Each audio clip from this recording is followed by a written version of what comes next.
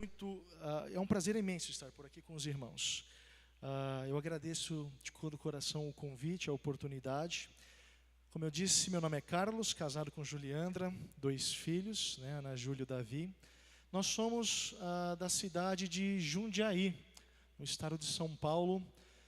Estudamos lá com o Marcos no Seminário Bíblico Palavra da Vida. Estávamos juntos ali por 3 anos e morávamos em Atibaia. Agora, recentemente, estou na minha cidade, em Jundiaí, me preparando para a nossa mudança para um país muito querido nosso, chamado Romênia, que fica lá no leste europeu. E sobre Romênia, e sobre esse chamado, eu vou falar um pouquinho dentro de alguns instantes. Porque muitas pessoas ao longo das igrejas em que nós passamos, para fazer divulgação, para visitar, nos perguntam: mas como é que esse negócio de Deus chamar vocês e ir para a Romênia?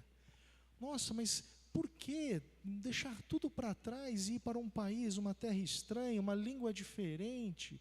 Nossa, vocês são pessoas diferentes. E eu costumo dizer: nós não, irmão. Nós não somos diferentes de você, meu irmão. Talvez existem algumas peculiaridades e algumas dificuldades de ir para um outro país, mas a tarefa de pregar o Evangelho, ela é tão dificultosa quanto aqui no Brasil. Nós temos as barreiras naturais de falar de Cristo, Pessoas que não querem ouvir, pessoas que satirizam e etc. Então, eu gostaria de começar com uma palavra, uma breve exposição do livro de Mateus, no capítulo 9, nós vamos ler dos versos de 35 a 38. Deixa essa imagem ainda lá.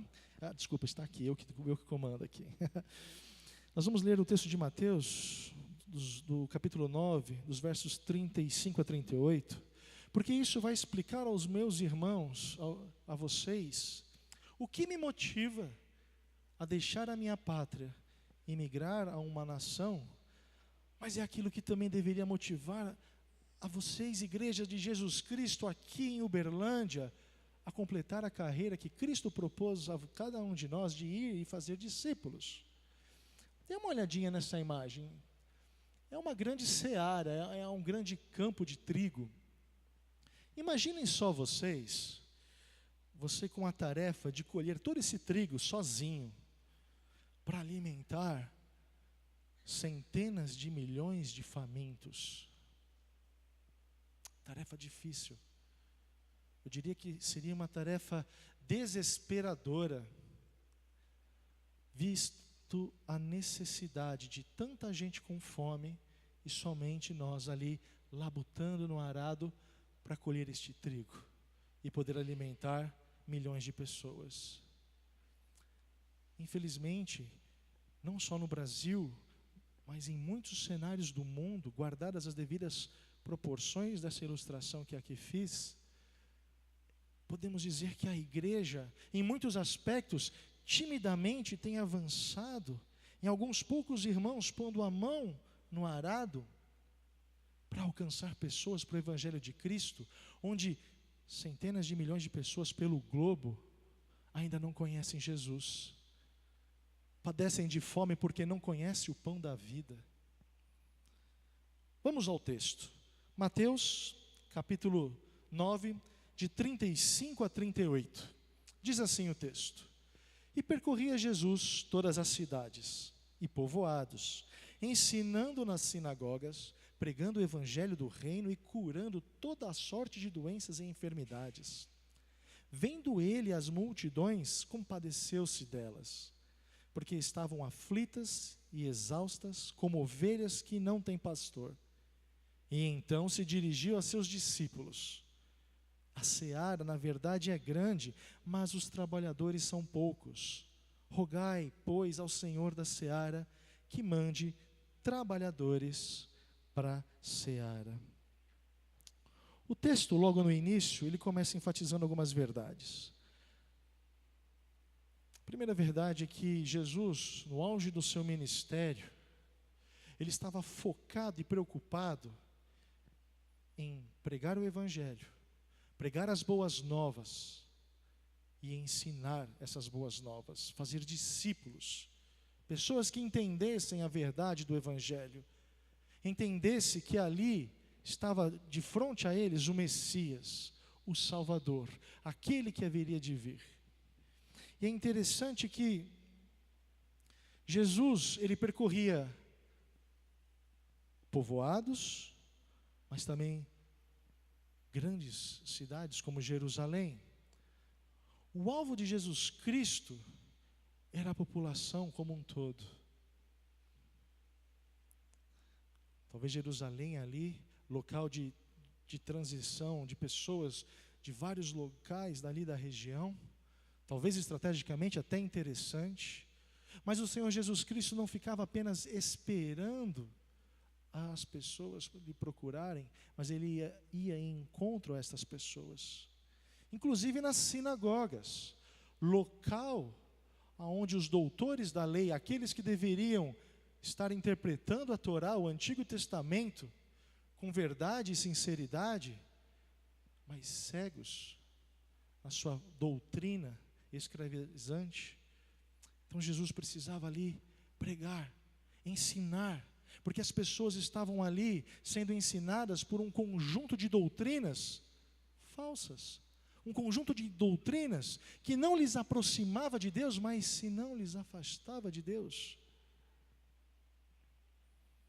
E Jesus também curava, no sentido de testificar a sua mensagem que era pregada, testificar que ele sim era o Messias. Opa, foi. E mediante essa tarefa de proclamar o Evangelho, de ensinar pessoas, de fazer discípulos, há um determinado momento em que Jesus olha para a situação daquele povo e ele se compadece. Ao caminhar pelas grandes cidades, pelos aqueles povoados, olhando para aquele povo, o texto diz que ele se compadece, e a ideia de se compadecer é um ser movido pelas entranhas. O judeu, nós entendemos a fonte de todo o coração, do amor aqui no coração, das emoções no coração. O judeu tinha a ideia de que aquilo que vinha da profundeza do ser de alguém, vinha das entranhas. O Deus que é amor, que amou os pecadores quando ainda eram pecadores, sem merecer nada em troca, envia Jesus Cristo para morrer no nosso lugar. E durante o seu ministério, ele olha, olhos nos olhos, a condição de perdição daquelas pessoas e se compadece. Você pode imaginar o Deus que é amor, sendo movido na profundeza do seu amor, olhando para aquelas pessoas e se compadecer. E nós que estamos sendo conformados à imagem de Cristo, não podemos ser diferentes nesse sentido. Quando olhamos pessoas que talvez nós não gostamos muito, talvez um chefe que persegue, talvez um colega jovem na escola que você não gosta muito, talvez pessoas que estão satirizando por você ser um cristão, nós temos a tendência no nosso coração de querer nos afastar e nutrir uma certa ojeriza por essa pessoa. Mas o fato é que Cristo, sabendo que essas mesmas pessoas pelas quais Ele se compadeceu, iriam rejeitá-la e crucificá-la, mesmo assim, Cristo não foi indiferente. E quando nós olhamos pessoas como os Nardoni, que mataram a própria filha, quando nós olhamos pessoas que querem deturpar a família, sim, precisamos resistir a essas ideias, mas ao mesmo tempo nos compadecer, porque são pessoas que estão rumando ao inferno. Talvez você olhe para a sua família mesmo. Eu tenho na minha família pessoas que não conhecem a Jesus, e pessoas que desprezam a Cristo. Ainda assim, há uma necessidade de se compadecer dessas pessoas, porque desprezam a Cristo, porque não conhecem a Deus, porque os seus olhos estão cegados. Então há necessidade de, em vez de nutrir um repúdio e se afastar desta pessoa, se achegar a essa pessoa com todo o amor e pregar o Evangelho. Pregar o Evangelho de Cristo. Jesus olha para essas pessoas, porque essas pessoas estão como ovelhas sem pastor, estão aflitas, exaustas. Aflitas, porque vivem num cotidiano de um dia a dia, afastado de Deus, tentando galgar, talvez, uma melhora de condições para a sua família, uma melhora na condição política da época, onde o Império Romano ali dominava, onde havia cobradores de impostos que, do próprio sangue daqueles judeus, cobrava impostos a mais. Isso gerava talvez, eu não quero saber desse cidadão que me cobra o imposto de maneira exorbitante, de maneira fraudulenta. Essas pessoas que estavam aflitas, porque viviam num mundo e não conseguiam se aproximar de Deus, porque até mesmo a sua religião não conseguia aproximar de Deus. E o sentido aqui de exaustas é como eu coloquei ali, de um atleta, que depois de correr uma maratona, não tem mais força física, muscular, para continuar caminhando. Meus irmãos, essa não é diferente nos dias de hoje. Num Brasil como o nosso, onde a política não resolve as coisas, onde os nossos representantes, os nossos governantes que deveriam zelar pelo povo, desviam verbas públicas, não investem na saúde.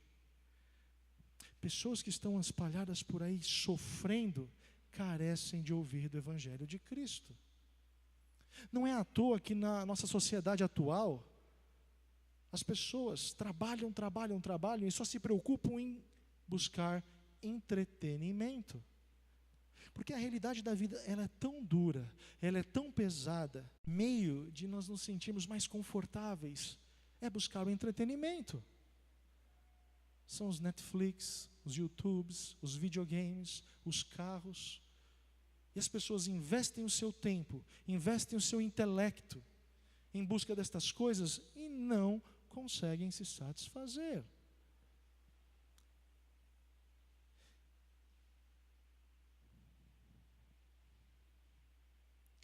Ovelhas sem pastor, meus irmãos.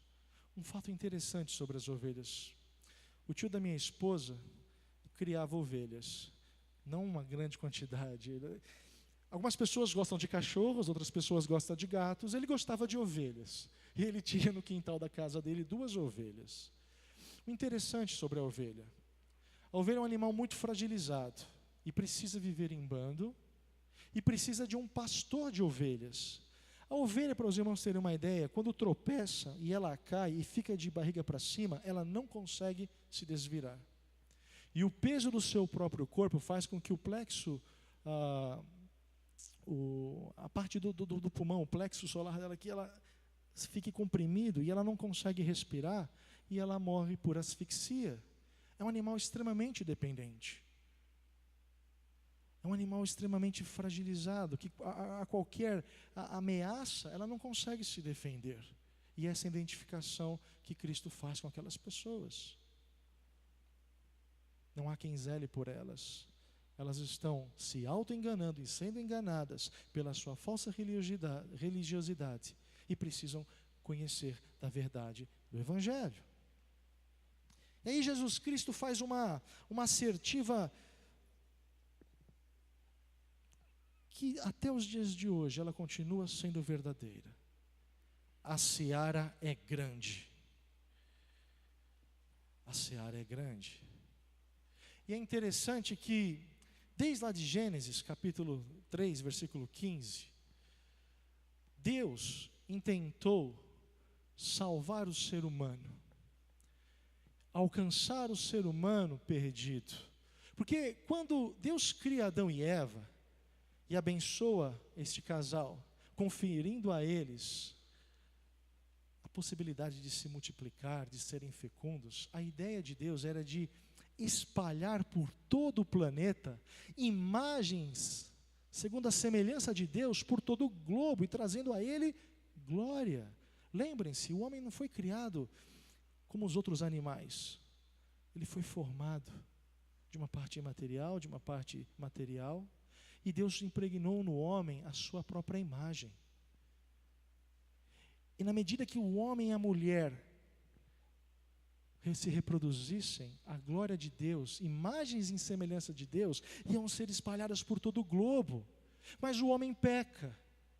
E agora essa imagem de Deus, ela está deturpada. E Deus promete então a Adão e Eva que da semente da mulher viria aquele que iria resolver o problema de pecado e de separação entre o homem e Deus. E da mesma forma, lá em Gênesis capítulo 12, versículo 3, Deus promete a Abraão que da semente dele, todas as famílias da terra seriam abençoadas. É da semente de Abraão que vem Davi, da linhagem de Davi que vem o nosso Senhor Jesus Cristo. Veja, dentro dos planos de Deus, desde o momento que o homem pecou, Deus já intentava alcançar todas as nações, todas as famílias da terra. Em Mateus 28, 18 a 20, nós conhecemos o texto. Que toda autoridade foi dada a Senhor Jesus Cristo. Ide, portanto, e fazei discípulos de todas as nações. Há um alvo do Senhor Jesus, de alcançar todas as famílias. Em Atos 1:8, a mesma coisa. E recebereis poder quando sobre vós vier o Espírito Santo, para serem as minhas testemunhas, tanto em Jerusalém, Judeia, Samaria, confins da terra. Veja que o plano missionário de Deus, lá desde Gênesis até hoje, ele permanece o mesmo: alcançar todas as famílias da terra com o Evangelho de Cristo. E a seara é grande. Essa seara é tão grande, meus irmãos, que eu trouxe aqui alguns dados muito interessantes. Lá em cima, nós estamos falando agora por enquanto de Brasil. Nós temos a população de indígenas, com 117 etnias, sem a presença de missionários, sem agentes missionários, pessoas crentes em Cristo Jesus Cristo, e eles estão perecendo sem conhecer o Evangelho. Os povos ribeirinhos que vivem ali à margem dos rios, no nosso Brasil todo, existem cerca de 37 mil comunidades, e cerca de 10 mil dessas 37 mil não possuem qualquer tipo de trabalho. Pessoas dentro do nosso solo nacional que estão indo ao inferno por não conhecerem o Evangelho de Cristo. Ciganos, sobretudo da etnia Calon no Brasil, nós temos 3, Calon, Sinti e Homs. Há cerca de 700 mil ciganos Calon, e apenas 1.000, meus irmãos, de 700 mil, apenas 1.000 se declaram crentes em Cristo Jesus. A seara é grande. Sertanejos, cerca de 6 mil assentamentos existem no Brasil, sem ainda a presença de uma igreja, de pessoas que ali pregam o Evangelho. É verdade que entre os sertanejos a igreja avançou muito, é verdade, mas existem ainda 6 mil comunidades, meus irmãos. As comunidades quilombolas, calcula-se aí cerca de 5 mil, oficialmente o Brasil diz que há 3.524, mas calcula-se, estima-se que sejam 5 mil, e apenas 2.000 conheçam a Jesus Cristo. Apenas 2.000. Os imigrantes, pessoas que vieram dos mais variados países.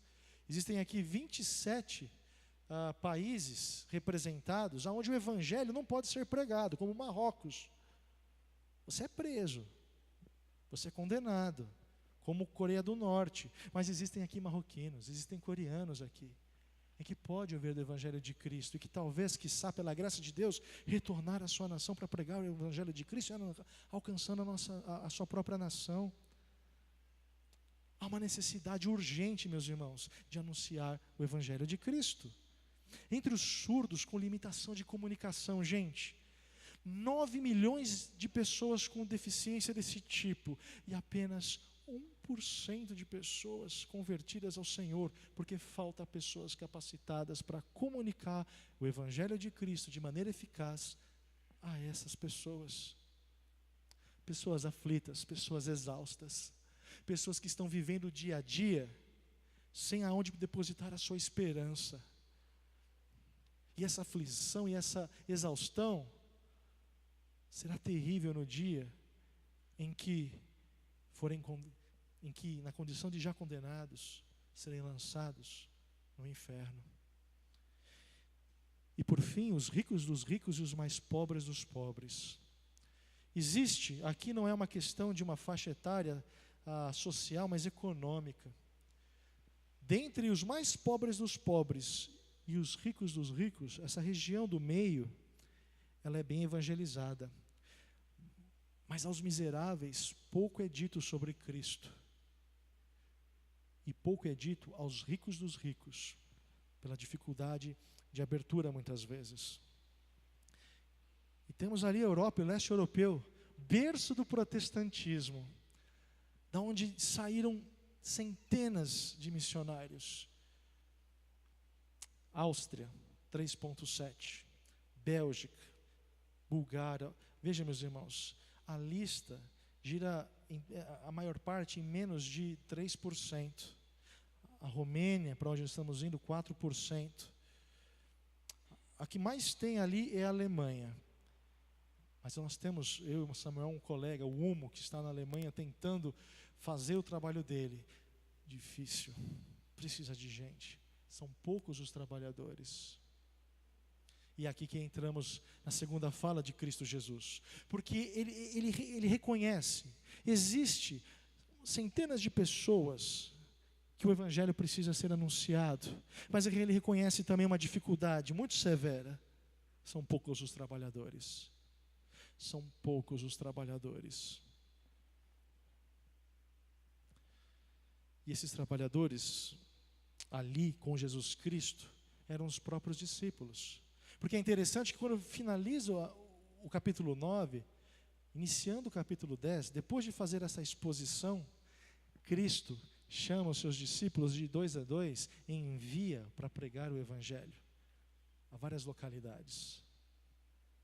Essa mensagem que chegou aos ouvidos dos seus discípulos e escrita nas Escrituras para que pudéssemos aprender sobre ela, chegou aos ouvidos daqueles discípulos e eles foram enviados. Da mesma forma que essa mensagem chega aqui aos nossos ouvidos de dia de hoje. E esses trabalhadores a quem Cristo aponta, somos nós, crentes em Jesus Cristo. 1 Pedro 2,9 vai dizer, nós somos raça eleita, sacerdócio real, nação santa, propriedade exclusiva de Deus, amém? Isso é maravilhoso, isso é belo. Estávamos outrora condenados, e agora temos vida eterna em Cristo Jesus. Não apenas salvos, mas feitos propriedade exclusiva, filhos, uma nação santa, um sacerdócio real, onde Cristo é o Rei e nós os sacerdotes que deveríamos anunciar o Evangelho. Porque, meus irmãos, guardem bem isto, salvação não é um fim em si mesmo, porque há uma finalidade, trazer glória de Deus, mas o versículo continua, vocês são raça eleita, sacerdócio real, nação santa, povo de propriedade exclusiva de Deus. Com que finalidade? A fim de proclamar as virtudes daquele que vos chamou das trevas para a sua maravilhosa luz. Penso de agradecimento a Deus, sim, louvar a Deus, nos reunirmos como igreja, expressar a nossa gratidão a Deus, mas também um senso de responsabilidade, porque Ele outorgou a nós a responsabilidade de pregar o Evangelho de Cristo. Os anjos anelam, desejam essa possibilidade, mas foi a nós dado este privilégio. Atos 1,8, como nós já dissemos. Atos 1,8, Quando Deus diz que receberíamos poder para sermos as suas testemunhas, quer dizer que nós não estamos nos tornando testemunhas autorizadas, qualificadas para pregar um evangelho de que nós conhecemos, porque fomos salvos por ele. 2 Coríntios 5:20, ele vai dizer que somos embaixadores. Embaixador é aquele que representa uma nação dentro de uma nação estrangeira. Agora, meus irmãos, um embaixador, digamos aqui um embaixador do Brasil, que se move até a Rússia, ok?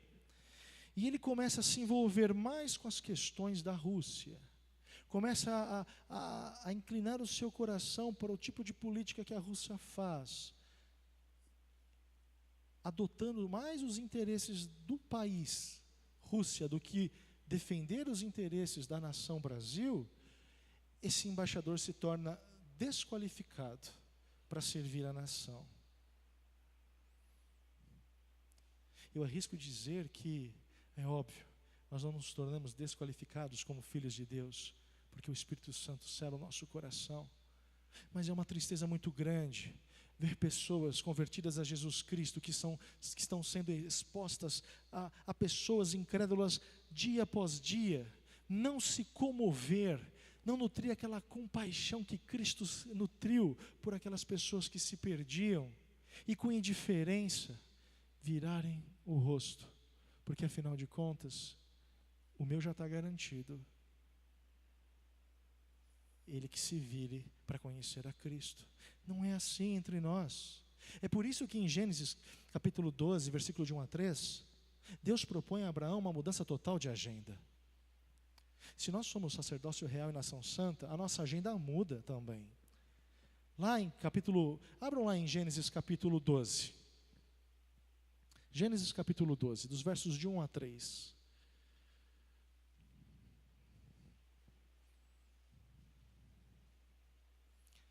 Alguém com uma voz bem potente, bem bonita, por favor, leia para mim. Pode ler.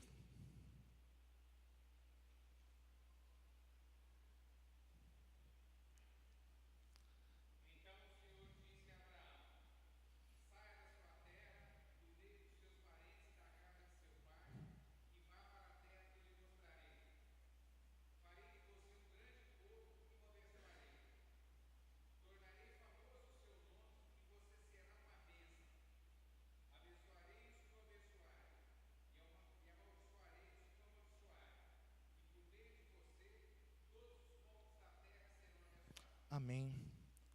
Abraão, o negócio é o seguinte: você vai ser muito útil. Por meio de você, Abraão, serão abençoadas todas as famílias da terra. Mas, Abraão, há uma necessidade. Sai da casa do teu pai, da tua terra, da tua parentela. Sabe o que Deus está pedindo para Abraão? A tua identidade aí em Ur, você vai ter que abandonar. A sua segurança econômica, da casa dos teus pais, da onde provém o seu sustento, você vai ter que deixar para trás e confiar em mim. Meus irmãos, não tem como permanecermos os mesmos, uma vez que somos salvos por Cristo, uma vez que somos convidados a nos santificar, a mudar os óculos de como a gente enxerga o mundo, adotando os óculos da perspectiva de como Cristo enxerga o mundo, e não nos afetar, porque precisamos mudar, precisamos ser transformados. A nossa identidade já não está mais naquele velho homem, a nossa identidade está em Cristo, e justamente por estar em Cristo, é necessário que então adotemos para nós essa identidade, e creiamos que aquele que nos chamou também deseja alcançar a outros. Que sejamos obedientes em cumprir a grande comissão de Mateus 28, de 18 a 20. Toda autoridade me foi dada, tanto no céu quanto na terra. Portanto, ide e fazei discípulos de todas as nações, batizando-as em nome do Pai, do Filho e do Espírito Santo, ensinando a guardar tudo que for ordenado. E eis que eu estarei com vocês até a consumação dos séculos, todos os dias, até a consumação dos séculos. Amém por isso. Perceba, há uma mudança, com a nossa mudança de identidade, como filhos, como sacerdócio real, como nação santa, há também uma série de responsabilidades e privilégios que são inerentes um ao outro. Não dá para continuarmos vivendo a velha vida acomodados. Que é um exemplo prático nisto. Jovens, vocês estão buscando faculdade, universidade, os papais também estão ali apoiando os filhos. Mas qual é a razão da escolha da sua profissão? Ganhar dinheiro, ter um bom status social. Acabou? Deus nos coloca um objetivo, dá um sentido de vida tão maravilhoso e tão pleno, que a gente não pode rebaixar a escolha da nossa profissão ao mero existencialismo, a mero egoísmo, para suprir as nossas necessidades, os nossos desejos. Geralmente a gente vai falar, ore pelo teu filho, traga-o na IBD para que ele aprenda desse evangelho maravilhoso. Quem sabe ele um dia vai ser um missionário, amém? Não, meu filho não, por favor, deixa ele ser um médico, um engenheiro, deixa ele, olha, nem pastor, hein? Gente, eu falo num tom de brincadeira, mas é triste. Que belo ofício é aquele que se encarrega de levar a sã doutrina, como pastor aqui, todos os domingos, à igreja, às EBDs, pessoas que estão se capacitando para ministrar o Evangelho. Precisamos então, meus queridos, nos comprometer com a igreja de Cristo, aprender do Evangelho para comunicar, para avançar. O meu filho, recentemente, me deu uma alegria e uma tristeza muito grande. A alegria foi de que ele ora, meu pai não é crente, e ele ora. E ele com ousadia foi pregar o Evangelho de Cristo ao meu pai. O meu pai rejeitou e sem nenhum tato, tentou ainda falar, não, existem aí tantas doutrinas, etc. tal. E isso chegou no coração do meu filho de uma maneira tão dura, que ele começou a chorar, porque ele na tenra idade, crente em Jesus Cristo, entendendo do Evangelho, por amor ao avô, tentou alcançar e o avô o rejeitou. E ele sabe que a consequência disso é o inferno. Isso quebrou meu coração. Me alegrou por ver um menino de 10 anos de idade compromissado. Mas quebrou meu coração porque ele se compadeceu e o avô não creu. Mas da onde vem essa disposição? Não é porque ele é meu filho. Todos os nossos filhos podem tomar essas mesmas atitudes, se nós ensinarmos a ele o Evangelho, se nós nos comprometermos com Cristo Jesus, adotar essa identidade e o compromisso de forjar crentes maduros em Cristo para ir e fazer discípulos alcançar a nação. A igreja é importante por causa disso. Ajudar uns aos outros a cumprir o desígnio do Senhor de treinar, qualificar e alcançar as nações. E aí, finalizando essa primeira parte aqui, ele vai dizer: orai ao Senhor da seara, para que mande mais trabalhadores. É uma oração. E essa oração, ela precisa ser vivida por nós nos dias de hoje, clamando a Deus para que mais pessoas se comprometam a ir alcançar os campos brasileiros e os campos internacionais.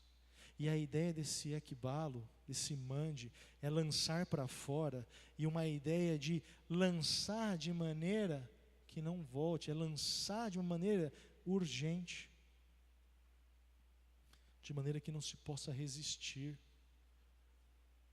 Pessoas que com ousadia, compaixão e compromisso com o Senhor, levantem as suas mãos e dizem: eis-me aqui, eu irei.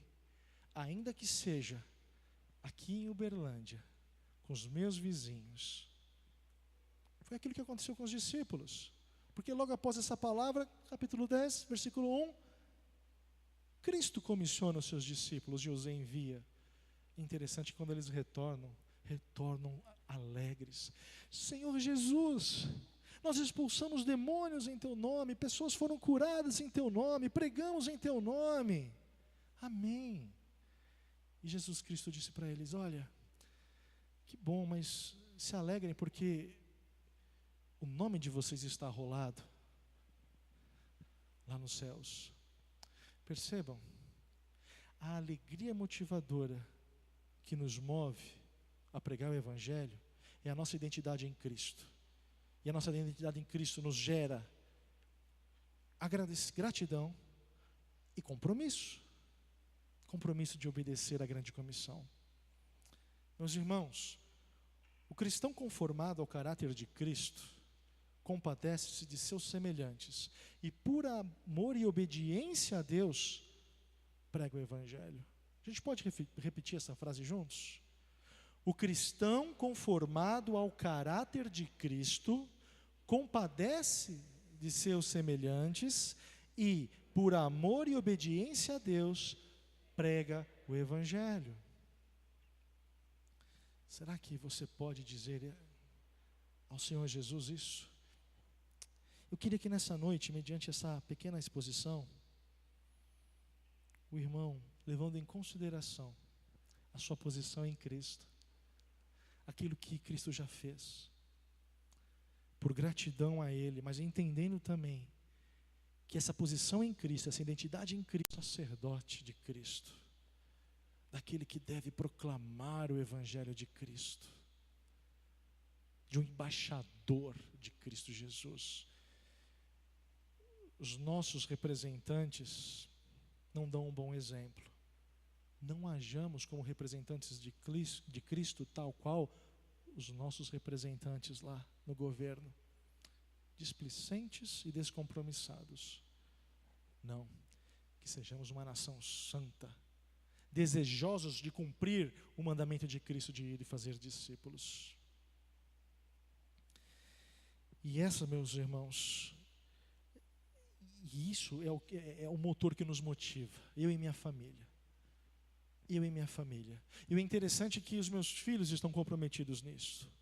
Olha a importância de, desde cedo, trazê-los junto de nós. O Davi, quando era bebezinho, deixava o bebê conforto dele no gabinete pastoral, a gente exercendo o ministério. A Ana Júlia, a gente tinha um ministério de pregar evangelho em favelas, em algumas escolas, ia comigo, ter idade, aprender do evangelho, a praticar o Evangelho de Cristo. Romênia, meus irmãos. Vocês viram que na Romênia ali, vou voltar alguns slides, apenas 4%. Ao norte da Romênia existe um país chamado Moldávia, 0,26% apenas de pessoas convertidas. Depois nós temos ali um pouco mais ao lado, a Ucrânia com 2,3%. Aí nós temos a Hungria com 14%. Graças a Deus a Hungria tem tido uma resposta. Aí nós temos ali Sérvia mais embaixo. E aí nós temos ali Bélgica, Bulgária com 1%. Meus irmãos, é para lá que Deus tem nos chamado. Imaginem vocês, duas famílias vivendo num país de conflitos por muitos anos, com seus vizinhos, guerras, pobreza, e dois membros dessas duas famílias, individuais que não se conheciam, vão para a Primeira Guerra Mundial. Um deles, um alto oficial, é ferido com um ferimento que não poderia ser curado.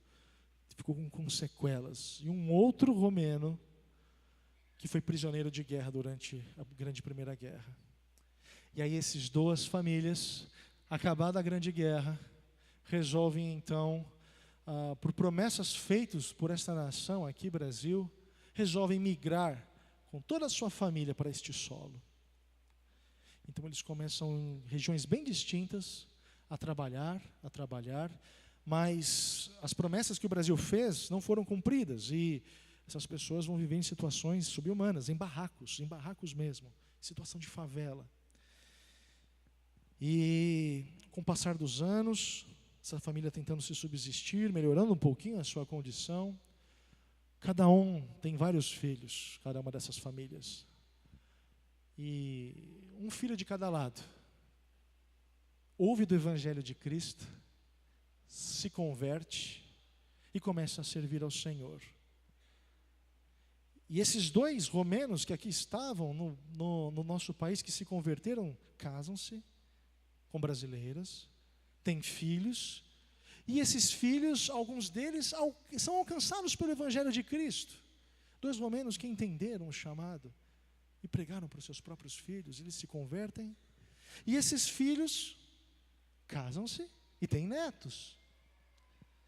E Deus, na sua maravilhosa graça de preservar esses romenos com vida, prisioneiros de guerra, feridos a tiro, trazem ao Brasil.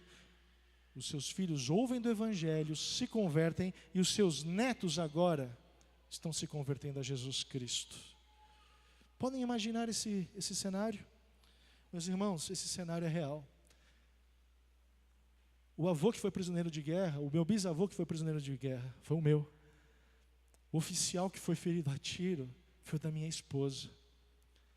E dentro dessa história traçada por Deus, as famílias que nunca antes se conheciam, um dia Cristo me alcança, aos 19 anos de idade, em 1998. E eu conheço a minha esposa na igreja, convertida já desde os seus 5 aninhos. Nos casamos, tivemos filhos, e ao longo da história, Deus move os nossos corações num senso de responsabilidade em voltar àquela nação e agora continuar pregar o Evangelho de Cristo, alcançar uma nação. Pode parecer ousado, meus irmãos, eu também o acho, mas isso é o que move o meu coração, isso é o que move o coração da minha esposa. Entender a necessidade daquele povo. Um Deus tão gracioso que preservou meus avós e os meus bisavós. Um povo que deixou para trás, família que deixou para trás. E agora esse senso de responsabilidade que arde em nós. E está aí a Romênia, gente. Romênia é um pouquinho maior que o estado de São Paulo, até parece. Vai pegar um mapa, fazer a comparação do formato. Ele é um pouquinho maior, só que com muito menos habitantes. Se a gente for vir ali, aqui, ó. A Romênia, ela está aqui no leste europeu, né? Temos aqui Portugal, Espanha, França, e vai avançando. Aqui está a Romênia, e nós temos aqui na Romênia a Moldávia, que eu lhes falei, fazendo fronteira, a Ucrânia, a Hungria, a Sérvia e a Bulgária, e aqui é o Mar Negro, essa região do Mar Negro aqui. E essa aqui é o país de onde os nossos avós saíram.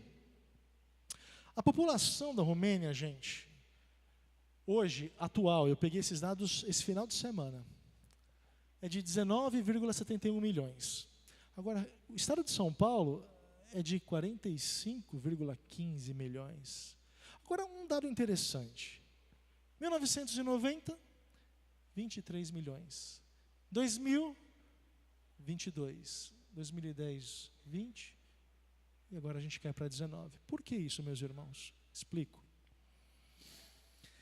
Guerras, mas sim, mas não só isso. O aborto lá é legalizado, mas não somente legalizado, é incentivado. Nas clínicas, aqui no Brasil, o médico chega e vai analisar as mulheres. Olha, por acaso você teve algum aborto, alguma coisa assim? Né? Quer saber, para ver a condição clínica. Na Romênia não é. Quantos abortos você já teve? De 23, isso foi um dado de 2015, de cada 23 mulheres que engravidam na Romênia, 17 são abortadas. E além desse dado assustador, a Romênia é um país pobre, muito pobre. Aqui somos eu e Juliandra, na capital Bucareste, e aqui vocês estão vendo a segunda maior construção do mundo. É o Palácio do Parlamento. Quem construiu isso foi um ditador chamado Ceausescu, na época do comunismo. Houve a Primeira e a Segunda Guerra, logo após o comunismo, cortina de ferro. E o Ceausescu era um cara megalomaníaco. Imagine um pecador levado à enésima potência, onde ele extravasou toda a sua vontade, a sua pecaminosidade. Uma pessoa extremamente cruel. Esse palácio ele só perde para o Pentágono, gente. O que ele tem de tamanho para cima, ele tem do subterrâneo, que era usado pelo exército durante o comunismo. Para você conhecer todas as câmaras desse palácio, leva mais ou menos 1 mês. Agora, para construir, lá dentro, gente, mármore e as janelas, cristal. E sem brincadeira, uma das salas dos anfiteatros tem um lustre um pouco menor que o teto dessa nave, todo de cristal. Para construir isso, o Ceausescu foi tirando o dinheiro do povo, alimento do povo, e para pagar a dívida externa. Durante o período do comunismo, a Romênia empobreceu absurdamente. Absurdamente. Um outro dado sobre Romênia, a religião predominante é a ortodoxia. Parecida com a ortodoxia russa, os irmãos, para se situarem, houve a reforma. Antes da reforma, houve uma cisão entre católicos, entre os ortodoxos. A igreja dividiu. É muito parecido com a igreja católica, mas eles não têm o Papa, eles não seguem os mesmos ritos do católico, seguem alguns ritos parecidos. E ali é uma igreja cheia de ouro, e não é uma igreja como a nossa com bancos. O ciclo, o culto, ele é rotativo. Meus irmãos, os romanos não entendem salvação por graça. Isso não faz sentido, porque por causa da ortodoxia, tudo que se faz é pago. A salvação é por obras. Vocês querem uma oração? Está precisando? Ok. Pega o seu dinheirinho, vai até um sacerdote que fica ali ao lado, paga ele, e aí depois você vai levar o seu papelzinho até o sacerdote ali na frente para ganhar a oração. Eu vi isso. Eu entrei, essa foto aqui nós que tiramos. Eu vi isso. Pessoas ali desesperadas pedindo, esmolando, porque querem oração. Agora você pregar um evangelho da graça, onde em Cristo você não precisa fazer nada para ser salvo, eles não entendem. Então até mesmo esses 4% de evangélicos, pelo fato da Romênia não ter pastores treinados, pastores que tiveram um preparo teológico, é uma miscigenação entre a ortodoxia e o evangelho de Cristo. Porque a figura do pastor ela é emblemática. Sem um pastor, sem um sacerdote, a igreja não vive. Então a igreja, eles se reúnem dominicalmente, o resto da semana a família está toda arrebentada, mas para garantir a salvação eles estão dentro da igreja e creem na perda da salvação.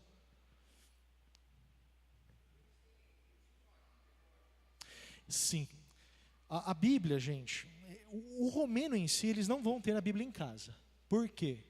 Os ortodoxos aqui, assim como os católicos, né, é só a alta cúpula dos ortodoxos é que podem interpretar e dar a verdadeira interpretação. Então, e eles têm medo. Vai que eu estou com uma Bíblia em casa, eu cometo algum pecado e uma maldição recai sobre mim. Esse é o pensamento. Então, você não encontra Bíblias, né? Aqui a gente vai em lojas e compra. Não, eu só encontrei Bíblia para vender em Bucareste específicos. E você não tem grande quantidade. Porque até mesmo entre os crentes, eles não veem a necessidade. O pastor fala, o que ele falar está dito, percebe? Há a necessidade de uma educação cristã. Mas você tem uma Bíblia já traduzida, mas a Bíblia ainda é numa linguagem muito arcaica. Agora, recentemente, que existe uma linguagem mais recente, mas ela é pouco divulgada e pouco produzida, porque não há quem compre. Mas já existe. E no culto dos ortodoxos é também dentro de uma língua romena mais antiga, em que você também não entende. Mas eles vão lá para cumprir rito, porque assim você garante a salvação. É assim que funciona lá. Pergunta, gente, por favor, faça, tá bom? Pode fazer, não tem problema. Vai ser um prazer responder. Só estou de olho aqui no horário. Meus irmãos, uma religião que está crescendo no mundo todo, e lá na Romênia não é diferente. Nós estamos indo para trabalhar a longo prazo. Depois eu explico isso, porque a gente não tem pretensão de voltar para o Brasil não, tá? Eu explico o porquê. É aqui, ó, Constanța. Constanța é uma cidade aqui que faz divisa com a Bulgária, tem o Mar Negro. Bucareste, ele fica aqui, ó. Cadê Bucareste? Aqui, ó. Mas eu não estou enxergando. Mas ela fica aqui, ó, mais ou menos aqui 200 milhas, aqui, ó, 200 milhas de distância. Ali, pela proximidade com Turquia, a maior comunidade de muçulmanos fica em Constanța. E está crescendo, gente. E os muçulmanos, isso é no mundo todo, eles chegam na nação da seguinte forma: construa escolas, construa hospitais. Quem se converte? Perfeito, tem escola e hospital de graça. Aí você fala, mas os caras vão lá se envolver com os muçulmanos apenas por desejo recíproco, né? Eu vou lá, dou um rezo para o Alá, lá, volto. Tá, os pais podem ser que façam isso. As 2 próximas gerações vão ser de muçulmanos fiéis.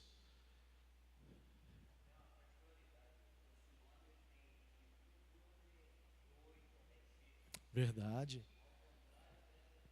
É verdade. É verdade. É verdade. Todo mundo escutou? A cultura muçulmana, ela incentiva o número grande e crescente de filhos. Isso faz com que cada vez mais a população ali de Constança seja predominantemente muçulmana. Ali são fotos que nós tiramos. Ali dentro a gente entrou na mesquita, né, e aqui é a mesquita. Ela não é muito grande, mas já tem alcançado muita gente. Se tornou ponto turístico. As pessoas já não se incomodam. Eu vi os primeiros muçulmanos, que a gente foi para a Turquia também, ali pessoal, você vê com as indumentárias, mas em Constança começou isso já também. Eles já não se sentem assim reprimidos pelo resto da população. E ali são bairros enormes. Valolu e Traian é só de muçulmanos ali. É só de muçulmanos. E é um povo que precisa ser alcançado. Porque o romeno a igreja romena ela não é missionária. Por não ter uma boa teologia, por não ter pastores ali que incentivam isso, eles não avançam. Male pregam para os seus, mas não querem saber de pregar para húngaros, os vizinhos, para turcos, devido às guerras turco-otomanas. Para a Rússia, então, eu ouvi de um pastor, gente. Russo tem que ir para o inferno. E eu entendi depois, porque na época do comunismo, ele, aos 9 anos de idade, foi retirado da escola e colocado em campos de concentração para colher batata, e os pais para construir um canal do rio Danúbio e do rio Daniel, que é um rio dois rios muito importantes, e os pais foram forçados a isso, porque eram crentes. Porque eram crentes. Então, eles não são um povo missionário. E outra lá, são ciganos. Há uma comunidade enorme de ciganos, da etnia Rom lá. Não querem alcançar. Eu conheci uma igreja, a Igreja Bissérica Batista Betel, a Igreja Batista Betel, que ela estava tentando fazer um trabalho, mas é muito difícil. Nesse campo aqui específico, nós chegamos, fomos fazer alguns jogos para depois pregar o evangelho. Eles nos expulsaram, gente. Eles nos expulsaram, porque eles se consideram um páreo da sociedade. Também não queremos saber de vocês. Ainda que sejam brasileiros, americanos, não queremos. Aqui vocês não ficam. Mas aqui Juliandra tentando fazer um trabalho com eles, mas nessa outra comunidade aqui não. Aqui a gente conseguiu. Está vendo uma igrejinha, gente? Isso aqui foi construído antes da época do comunismo. Dá vontade de chorar, gente. A gente passa por muitos bairros, muitas vilas, igrejas como essa, fechadas. Essa ainda, um missionário inglês começou a tentar revitalizar ela. Todas fechadas, mofando, apodrecendo por dentro, porque não há crentes. E aqui a gente conseguiu levar essas crianças aqui ciganas, não dá para ver direito, né, mas são crianças ciganas, ali com alguns, a gente juntou de várias igrejas, ali alguns jovens. Gente, trabalho lá não se faz sozinho. A quantidade de jovens na igreja com a qual eu vou servir, hoje é 5. É 5. Uma igreja de no máximo 20 membros. Aqui, e aí Romênia é interessante, nas grandes capitais e principais cidades, modernidade. Então lá em Bucareste, gente, faz menos 20 graus no inverno, mas em Bucareste você tem gás encanado. O interior da Romênia todo é simples assim, gente. Essa aqui fica numa vila chamada Biruința, é a única rua asfaltada, o resto é de terra, e são casas simples. E só esse final de ano passado, por causa do inverno, morreram 86 pessoas congeladas de frio. Gente, é pouco emprego, é um país pobre. Ou vive do turismo ou da agricultura, porque as indústrias são da época do comunismo, estão sucateadas, não tem tecnologia. Tudo é importado. Na época do comunismo, fazia-se filas enormes para comprar 5 pães contados. Gasolina que deveria durar a semana toda. Eles diziam ter dinheiro, mas não ter o que comprar. Caiu o comunismo, hoje você tem de tudo lá. Você, nas grandes capitais, você encontra eletrodomésticos, você encontra tecnologia, mas não tem dinheiro para comprar. E aí, gente, voltar a 60, 80 anos no tempo, eu não estou brincando, gente. O modo de pensar, o estilo de vida, todas as casas têm agricultura de subsistência no interior. E a grande dificuldade de alcançar esse pessoal é porque, desde a época do comunismo, e a igreja ortodoxa pegou isso para ela, você tem nessas vilas casas, uma pequena escola, uma igreja ortodoxa e uma mercearia. Você vai pregar o evangelho lá, e eles descobrem que você é crente, eles não te recebem, eles não abrem a porta. E se alguém por lá se converter, perdem os amigos, a mercearia não vende, e porque a igreja ortodoxa diz que os crentes, nos seus cultos, como nós estamos tendo aqui, praticam orgias sexuais. Isso aconteceu lá na igreja do primeiro século, quando Roma divulgava essas mentiras, gente. Então eles têm medo. E nós começamos um trabalho lá em Biruința. E vendo essas necessidades, então, e estando lá pessoalmente por 2 vezes, e vendo isso, trabalhando com as poucas igrejas que ali estavam, nós vimos a necessidade, então, de irmos. Deus falou ao nosso coração, a questão toda familiar, a questão toda de senso de responsabilidade, de perceber a condução da história de Deus preservando a nossa família, agora nos dando a oportunidade de voltar. Foi que então nós procuramos a CEPAL, que tem uma equipe lá em Bucareste, um casal em Bucareste e um casal em Sibiu, próximo ali em Bucareste. E então nós fizemos todas as entrevistas, tudo aquilo que precisava. Então nós nos tornamos então hoje missionários da CEPAL. E a CEPAL conta então uma equipe na Romênia, é esse casal do Jorge, Virgínia e os filhos. Eles desenvolvem um trabalho fantástico lá. O Jorge trabalha com presidiários, tentando alcançar esses presidiários. Então ele faz cultos, ele faz visitas sistemáticas, prega o evangelho e dá apoio a igrejas lá, treinamento. A Virgínia, ela é artista plástica e ela trabalha com mulheres que foram resgatadas do tráfico humano. Gente, a Romênia é a campeã mundial de produção de pornografia. Mulheres que deixam os seus afazeres, ou porque não têm emprego, e são aliciadas para se exibir em frente de webcams. E americanos que consomem esse material. É o maior país que exporta esse tipo de pornografia. Então, mulheres... E ali, gente, você começa... É prometido muito dinheiro e elas viram escravas desse sistema. Então, juntamente com a polícia, com o governo, as mulheres que são resgatadas, a Virgínia faz um trabalho com elas. E temos aqui o Adi, a Moni e os filhos. A Moni, ela trabalha com um projeto anti-aborto, conscientizando a sociedade e pregando o Evangelho de Cristo e dando apoio, então, às jovens grávidas, porque elas são incentivadas. Você engravidou aos seus 17, 18, 20 anos, mas não quer ter o filho? Tudo bem, vai lá e faz o aborto, isso é normal.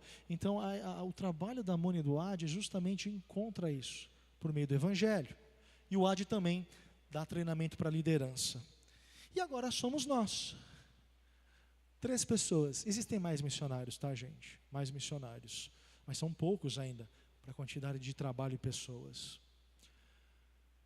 O que nós vamos fazer lá basicamente? E rumando agora assim para o final. Eu vou trabalhar no primeiro ano, essa primeira etapa, em que nós vamos agora ficar definitivamente, a gente pretende fazer isso no segundo semestre, no mês de outubro.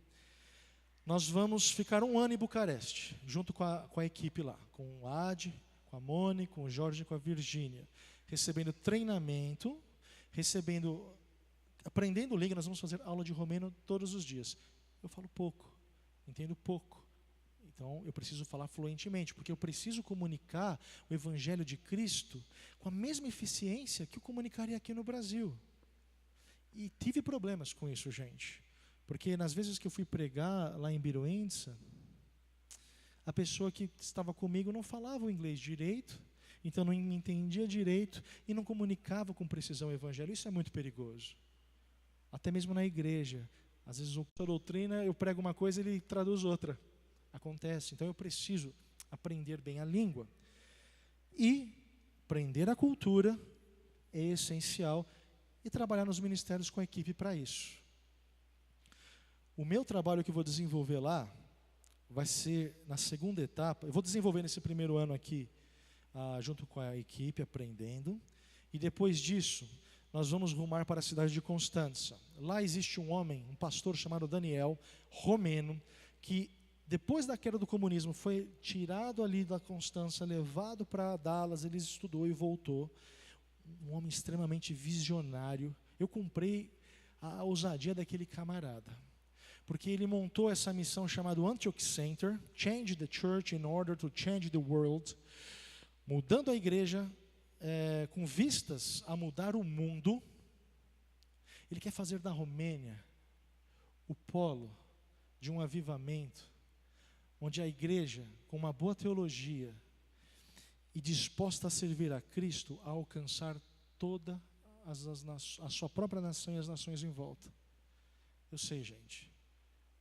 Parece loucura, parece que não vai chegar, mas eu creio que em Cristo Jesus vai chegar, porque eu não estou saindo do Brasil com uma ideia que está saindo na minha cabeça, mas eu tive a graça e a oportunidade de ir para a Romênia e ver um trabalho que Deus já está fazendo lá atrás no povo romeno. Eu só estou dizendo sim para me juntar a esse trabalho.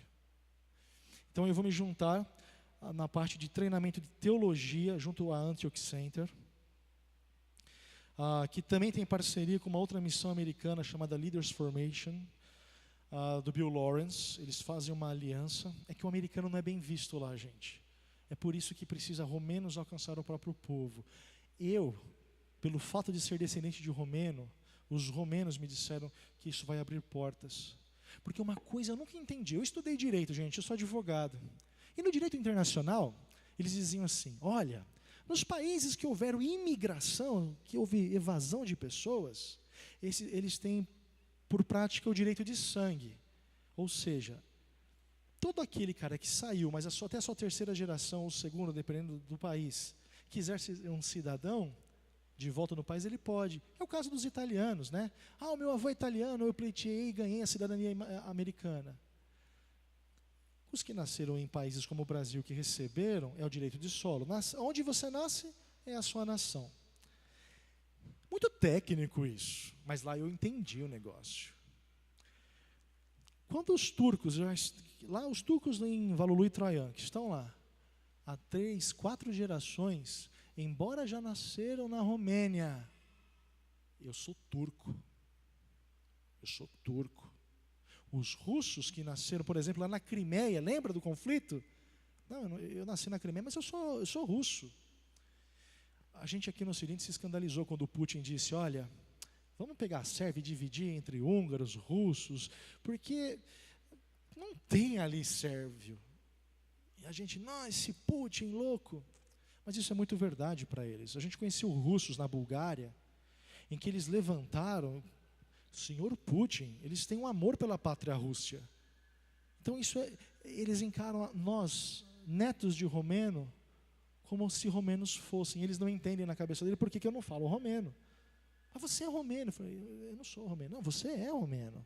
Então isso é também para a gente um privilégio. Isso vai abrir muitas portas, especialmente nas pequenas vilas. Essa aqui é a Bisérica Batista Viatsanua, Igreja Batista Vida Nova, que nós vamos fazer ali trabalhar com ela. Essa igreja é grande, gente, construída por americanos, cheio de salas, não tem EBD, não tem quem ensine, é só o Daniel ali. E como eles entendem ainda que é só ir aos domingos, fica difícil o trabalho. Ali sou eu pregando há 2 anos atrás, sem barba ainda, com o Daniel. Esse próximo pastor é o Doro, aquele que falou que russo tinha que ir para o inferno. Ali, gente, no bairro da igreja, está vendo? É um gramadão grande. Aqui eu estou com alguns jovens ali. Teve tardes que eu estava ali com 60 jovens. É muita gente. Eles não entram na igreja, mas eles vão até ali o pátio. Ali então comecei a desenvolver um papo com eles, jogar futebol, jogar jogos que eles não conhecem. Então a igreja, ela precisa ser ensinada, porque lugar de evangelizar é dentro da igreja. Não. Quer alcançar o romeno que não quer saber de evangelho, você tem que sair. E eles vêm, gente. Eles vêm. Eles são sedentos por Cristo. Essa nova geração, ela pode ser alcançada. Aqui os jovens da igreja. 1, 2, 3 aqui. Tem mais 2, são 5. Passamos um tempo ali com eles, nós demos algumas aulas para eles. Esse casal aqui, gente, a dona Cornélia, é uma senhora muito simples, e ela mora nesse bairro Valulu e Traian, esse bairro turco. Uma das nossas ideias, a médio prazo, é implantar uma igreja lá. É um lugar ótimo, estratégico, porque tem 2 famílias, a dela e a do Cristi. Então, nós já temos um local para fazer cultos, pessoas ali que podem começar, que já são conhecidas pelo bairro. Então é um dos locais que a gente pretende futuramente plantar uma igreja. O Daniel tem uma escola, Champions for Life, que é a primeira escola da região de filosofia cristã. Embora a gente não possa pregar o evangelho abertamente, quando fomos para lá, nós fomos falar do Brasil, a gente usou favelas, na época da escravidão, a escravidão foi abolida, formaram-se as primeiras favelas e o Cristo Redentor. Então, se eu for falar do Jesus histórico, ok. Mas, gente, como a corrupção de lá é pior que a do Brasil, e lá, para vocês terem uma ideia, tem uma prova do ensino fundamental para o médio. Dependendo de como você for nessa prova, definir o seu futuro na universidade, que são poucas, e aí a universidade, e aí vem a última prova. Então tem gente que não vai conseguir desenvolver. Então quem tem dinheiro, paga para passar nessas provas. Agora, o Daniel me monta uma escola, onde não tem nada desses recursos. Esses professores não tiram dúvida das crianças. Porque, à tarde, eles dão aula de reforço, gente. É tudo casadinho ali. Aí ali eles tiram as dúvidas. Corrupção. Agora, o Daniel monta uma escola, desde o jardim da infância até os pré-adolescentes, onde você não precisa pagar e recebe uma educação de qualidade. E o descrente, o pai desses... Mas como assim? Eu não vou precisar pagar mais? Vai receber uma boa educação? Por que isso? Por causa de Jesus. E aí você abre uma porta. É fantástico o trabalho. A igreja não comprou ainda a ideia 100% disso, porque o Daniel tem a visão. A igreja ainda basta nos domingos. Por isso, gente, aproveitem a liberdade, aproveitem as escolas bíblicas, porque vocês têm a condição de conhecer a Jesus e pregar o evangelho. E Biruíntza, gente, aqui aquele bairro lá bem, né, grandes tratores em Bucareste, tração animal nas vilas. Aqui a gente começou um trabalho, graças a Deus está dando frutos. A gente iniciou um trabalho no norte dessa vila, com esses jovens, os pais, familiares. Aqui há uma equipe e alguns descrentes, e eles estão voltando. Essa foto aqui, depois que nós saímos, no Natal, no inverno ali, eles estavam lá, fazendo cantatas. A igreja está começando a avançar. Ela só precisa de um empurrãozinho, gente. Orem por isso. E um outro trabalho que a gente vai desenvolver, de treinamento, então é plantar igrejas, treinamento de liderança, é ali na Bulgária. Gente, muçulmanos ali. Está vendo essa foto? Nós tiramos depois de um atentado terrorista que não só nós, né? Nós chegamos no aeroporto, uma bomba explodiu a poucos metros da gente. Muita gente morreu. Mulheres muçulmanas em desespero, homens muçulmanos em desespero, sendo mortos pelo seu próprio povo, porque não conhecem a Jesus Cristo. O interessante desse fato é que minha esposa tinha os 2 pés atrás como muçulmano. E quando a bomba explodiu, a gente ficou 50 horas isolados ali, se escondendo, aquela bagunça toda. Eu pensei, minha esposa nunca mais volta para cá. A gente vai fazer missões no Brasil. A gente fez por algum tempo ali com a MEAP. Mas minha esposa vendo aquela situação, a condição. Lembra da pregação? Pessoas aflitas, pessoas exaustas, sem esperança e saber para onde vai. Deus transformou o coração da minha esposa. E ela tem um carinho especial por esse povo. E lá nós conhecemos essa pequena igrejinha aqui de ex-muçulmanos, pessoas leigas. Nós tivemos uma reunião. E aqui eu vou encerrando, gente. Eu ouvi uma das coisas mais preciosas que eu pude ouvir da boca de um crente ex-muçulmano. Conversando com eles, mas o que exatamente você quer? Ele queria treinamento, mas o objetivo, qual é o trabalho? Nós queremos passar por um avivamento. E a gente aqui, quando a gente escuta avivamento, a gente fica, opa, mas o que é isso? Teologia, prosperidade, o que é isso aí? Tá ok, mas o que você entende por avivamento? Ele falou assim, nós estamos entendendo que o verdadeiro avivamento vem pelo conhecimento das Escrituras. Gente, eu gritei um aleluia lá. Deus está agindo. Deus está agindo naquelas nações. Nós precisamos nos comprometer. Nós precisamos ouvir de Deus e falar, Deus, eis-me aqui. Eu não sei de que forma, mas me envia onde eu tiver que ir. Romênia é um dos países. Existem tantos outros e tantas etnias que nós mostramos. Aqui, meus irmãos, é o planejamento que a missão enviou para a gente.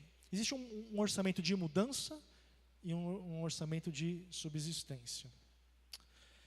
O de mudança, a gente já vendeu todas as nossas coisas. Nós não temos mais nada. E nós vamos precisar comprar coisas lá. E o preço dos eletrodomésticos, alguns são iguais, alguns são um pouco mais caros, porque são todos importados. Romênia não tem muitas indústrias. Então nós temos aqui, língua para o ano todo, $5.000. Estudar língua lá é caro. São poucos os que ensinam. E quando ensinam, então para um ano todo de língua, $5.000. Mobília, eles colocaram mais ou menos em torno de $1.400. Os vistos, $2.000. Lá na frente eu vou explicar um complicador desses vistos. As passagens aéreas para os 4, em torno de $4.000. Lá você não tem a figura da pessoa que, quando você aluga um imóvel, fugiu o nome, o fiador. Então você deixa uma garantia. E roupas de inverno. Gente, as nossas roupas de inverno não servem para nada. Lá, menos 20 graus. Então a gente vai chegar no outono para o inverno. A gente vai chegar já a gente vai precisar investir em roupas de inverno, e são caras. Então eles estimam em torno de $14.000, em torno de $40.000, um pouquinho mais, que são o que a gente precisa para fazer a mudança, ok? E aí a gente tem o budget, mensal. Tem a contribuição com a equipe romena. Essa contribuição ela é bem legal, porque a gente coloca $25 todo mês, mas essa contribuição serve para custear algumas coisas de trabalhos mais expansivos que a gente precisa fazer. Então, especialmente o Adi, a Moni, o Jorge, que trabalham nesse esquema também de voluntariado. Você não vai, a igreja lá é muito pobre, eles não têm condição, as entradas são muito diminutas e o governo não investe. Então, isso é para a gente ter um gasto ali para a equipe, para cobrir essas questões. Temos aqui a contribuição da CEPAL. Eu ainda não pago tudo isso, tá? Isso aqui é depois do valor de 4 anos. Eles colocaram isso, mas é um valor para as administrações da CEPAL, da missão em geral. Isso aqui está um pouco menos ainda, um pouco não, bastante menos. Acho que está em $40 hoje. O aluguel é em torno de $600. Gente, isso é Bucareste, tá? É capital. A Constança, isso aqui vai ser em torno de $400. Depois de um ano isso cai. Aí nós temos aqui o condomínio, isso também é em Bucareste. Constança é outro valor. Isso aqui é o valor para a gente viver por um ano. A eletricidade em torno de $40, internet, telefone, $40, transporte, aqui ele coloca como gasolina e transporte público $100. Lá o preço da gasolina é de R$ 4,90. R$ 4,90. Aqui, supermercado. Esse valor aqui eu questionei um pouco, porque eles comem lá, porque eles são lá no Nordeste, e comem coisas que a gente, como já foi para a Romênia, a gente está adaptado ao tipo de alimentação. Isso aqui para a gente dá uns $550. Isso eu já discuti com ele. Saúde pública, $30 ao mês. Aqui nós temos o SUS, que é gratuito. Lá, você vai para um hospital, você é obrigado a pagar mensalmente $30 para a família, não tem jeito, você precisa pagar isso. E o dinheiro para os vistos e divulgação. Por que isso, gente? Eu vou sair aqui do Brasil com um visto apenas de 3 meses. Eu tenho que pagar tradutor, tenho que pagar uma série de coisas. É caro. Chego lá, eu tenho que refazer tudo isso para pegar um visto de 1 ano. E a cada ano, até 5 anos que eu esteja lá, eu tenho que ficar renovando. Depois de 5 anos, eles me dão um visto de 5 anos. Aí a coisa melhora. Mas esse valor de $300 é porque também a cada 2 anos, a missão pede que nós retornemos para o Brasil. Visitar família, mas também fazer a divulgação. E clamar por mais gente. Ir aos seminários, ir às igrejas. Desafiar pessoas a se envolverem, não apenas em oração e monetariamente, mas pessoas a dizerem, olha, eu estou a fim de ir lá num julho, eu quero lá conhecer o trabalho e, quiçá, levarmos mais missionários. Nós precisamos de uma equipe mais robusta, gente. Nós estamos em 3 lá, via CEPAL. 4% de pessoas convertidas. A seara é grande, meus irmãos. E então a gente conta com... Opa! Samuel, aqui é o vídeo. Eu lhe dei uma travada aqui. Se não der, tudo bem.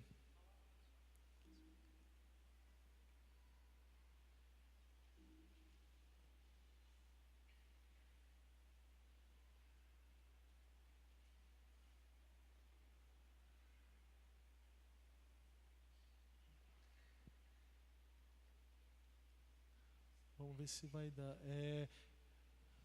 Eu acho que é. São os jovens e o pastor da Romênia. Pastor.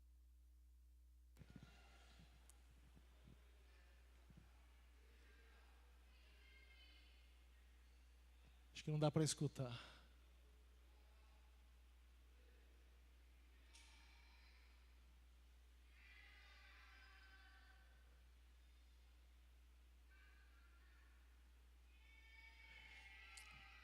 Eu chorei quando vi esse vídeo, gente. Era ano novo, eles nos enviaram esse vídeo, basicamente eles disseram, Carlos, nós estamos esperando você, venha para Constanța. Nosso coração está lá, gente. Nosso coração está lá. E fica o desafio para a igreja. Orem por nós. Nós precisamos ainda levantar uma grande parte desse montante. Nós precisamos levantar um montante da mudança, mas precisamos ainda fixar parcerias com igrejas, com pessoas que se comprometam com a quantia que seja, R$10. Gente, R$10 faz toda a diferença no final. Para que a gente possa subsistir ali, vivendo esse ano em Bucareste, depois mudando para Constanța e cumprindo a vocação que Deus nos chamou. Orem pela CEPAL, orem pelos trabalhos e orem por aquele povo. Compadeçam-se. Os romenos são uma nação fantástica, são amistosos, pessoas que carecem da glória do Senhor Jesus Cristo, da salvação em Cristo Jesus. E fica então aqui o nosso desafio. Estejam orando pela gente. Obrigado, pastor, pela oportunidade. Obrigado demais, Samuel. A gente sente uma saudade desse menino, gente. Éramos vizinhos de porta. Às vezes entrávamos à madrugada tocando juntos. Foi um momento muito bom estudar com ele aqui. Agora aqui exercendo o ministério junto de vocês. E não se esqueçam, gente. Crentes compromissados com Cristo Jesus, que entendem o compromisso, entendem a sua identidade. São pessoas que, por amor e obediência a Deus, pregam o Evangelho de Cristo. Eu e minha família estamos indo.